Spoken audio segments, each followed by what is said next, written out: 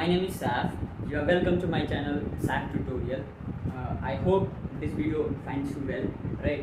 मैंने बताया था कि हर एक लाइन की एक कैरेक्टरिस्टिक होती है. जैसे हर एक व्यक्ति का एक फिंगरप्रिंट हो सकता है और हर एक व्यक्ति का जो है एक ही डीएनए हो सकता है. हम अगर डीएनए और फिंगरप्रिंट अगर हमें पता चल जाए तो हम उस पर्टिकुलर व्यक्ति को जो है फाइंड आउट कर सकते हैं.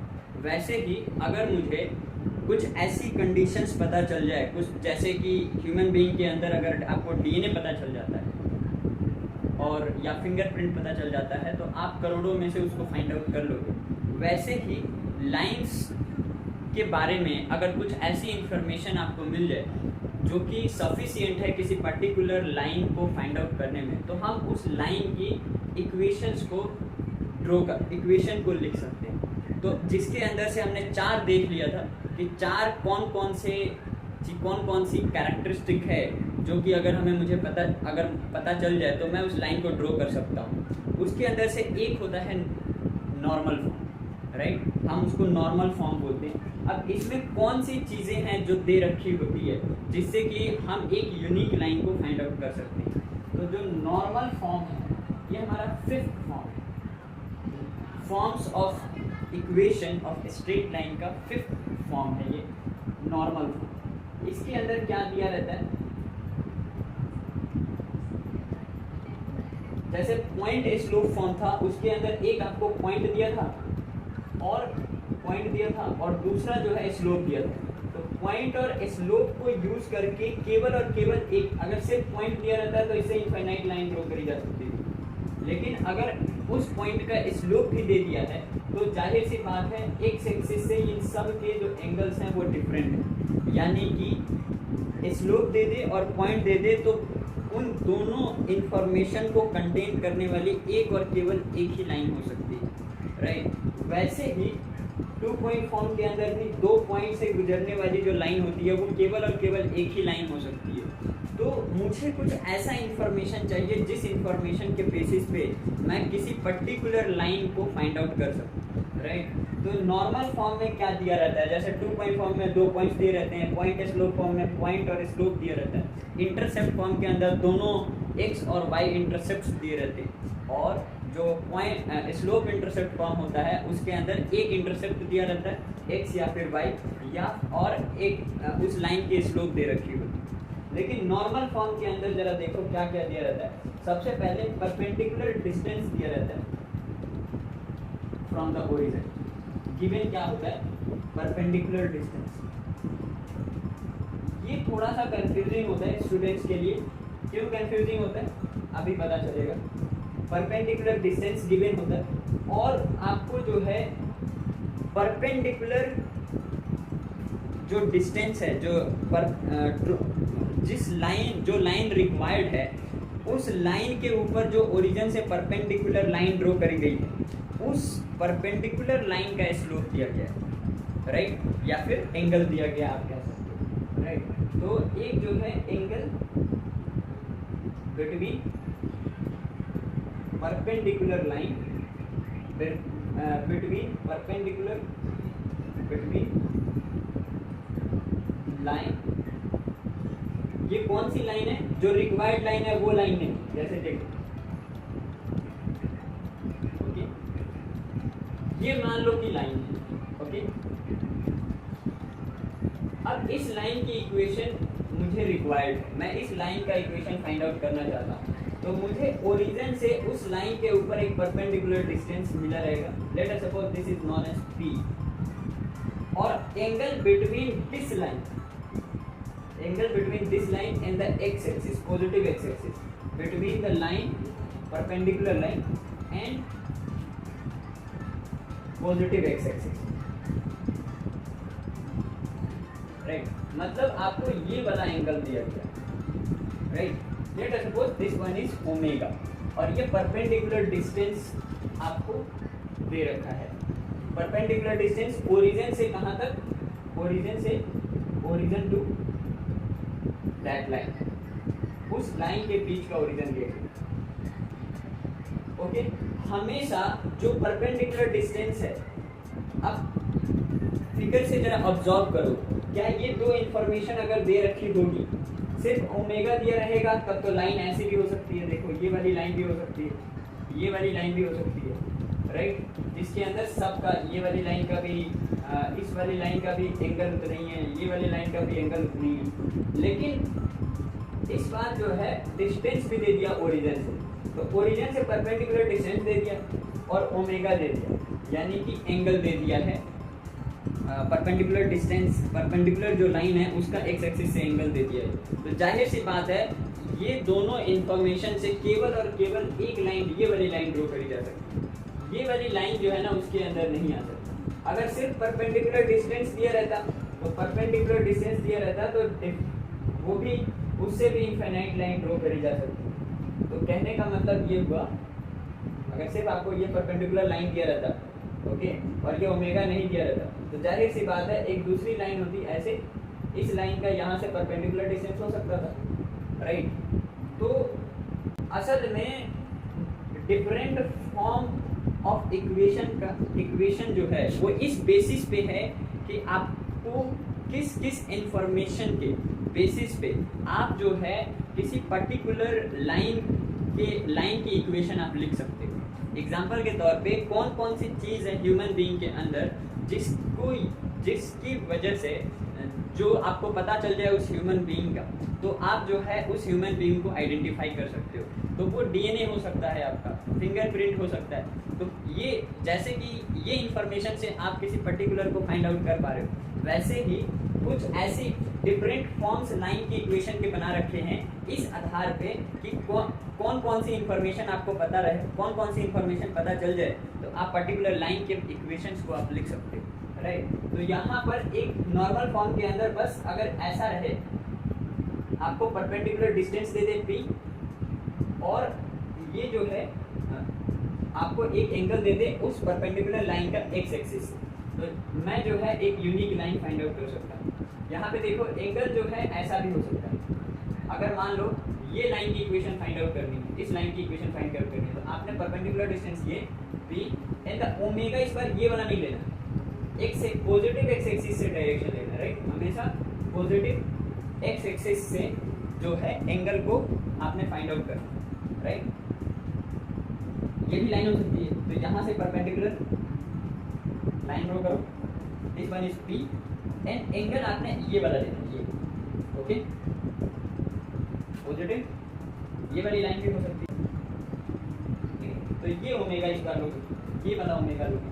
तो ये ड्रॉ करने का मेरा मकसद यही है कि आप पहचानो कि किस एंगल को लेना है, शॉर्टेस्ट वाला एंगल नहीं, हमेशा ध्यान रखना है कि वो परपेंडिकुलर लाइन जो है उसका पॉजिटिव एक्स डायरेक्शन से जो एंगल बन रहा है वो वाला एंगल लेना है। अब जरा देखते हैं कि नॉर्मल फॉर्म में इक्वेशन क्या बनती है, क्या मैं इस वाले को लेकर के सॉल्व करूँ। जरा ध्यान से देखो, क्या अगर मैं इसके इस वाले पॉइंट से जो है मैं यहाँ पे line perpendicular line x axis पे ड्रॉ करूँगा, तो क्या आप बता सकते हो this one is p cos omega और नॉट। ध्यान से देखो, यहाँ पे अगर आप कोस ओमेगा लगाओगे, ऐसी बात है, कोस ओमेगा अगर आप लगाओगे तो b अपॉन में h आता है, तो h की जगह पे मैंने p लिया हुआ है एक्चुअली, तो b की जगह पे p क्या चीज़ है, b की जगह पे मान लो ये x है, ओके, ये वाली डिस्टेंस, तो इस वाली डिस्टेंस को मैं p ले रहा हूँ, और ये दिस वन इज b, तो क्या b की जगह पे मैं p कोस ओमेगा नहीं लिख सकता। ऑब्वियसली आपको पता होगा कि अगर किसी भी लाइन का एंगल दिया हुआ है हॉरिजॉन्टल से, तो शैडो बनता है on horizontal line is p cos omega, right. तो this one is p cos omega and यहाँ से लेके यहाँ तक जो है ये p साइन ओमेगा, राइट। अब जब तो क्या मैं इस वाले पॉइंट को बोल सकता हूँ इसके कोऑर्डिनेट्स जो होंगे वो p कोस ओमेगा और p साइन ओमेगा होगा, right, p cos omega and p sine omega, right. अब जो है यहाँ से जरा ध्यान से देखो, क्या इस वाली लाइन, ये वाली लाइन का मैं स्लोप बता सकता हूँ, इस वाली लाइन का स्लोप बता सकता हूँ, इस लाइन का, ये जो लाइन है ये लाइन तो इसके परपेंडिकुलर है, तो कोई भी दो लाइन जो है अगर परपेंडिकुलर होती है एक दूसरे की, कोई भी लाइन अगर एक दूसरे के परपेंडिकुलर अगर होती है, तो क्या एक दोनों के स्लोप का जो प्रोडक्ट होता है वो -1 होता ही, दोनों के स्लोप का जो प्रोडक्ट है वो -1 होता है। -1 क्यों होता है देखो जरा, वो भी देख लेते हैं।